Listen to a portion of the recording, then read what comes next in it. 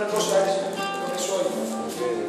¿Saben ustedes de las 12 balas que pasaron al tiempo y finalizó? ¿A qué árboles pertenecían las 11 balas? Tú no vas. ¿Quién lo sabe? Pero ahora, ¿a qué árbol pertenece la bala de Aarón? ¿A cuál? Ahora el almendro. ¿Por qué? Porque da fruto. Las que no dan fruto, que son incógnitas.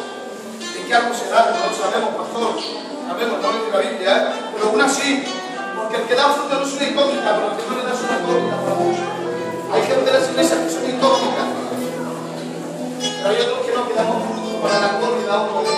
Hermano Luis, dime en este minuto que te queda, ¿qué tengo que hacer para dar fruto? Digo la Biblia, Juan capítulo 15, verso 5. Porque separado de mí, nada puedes hacer.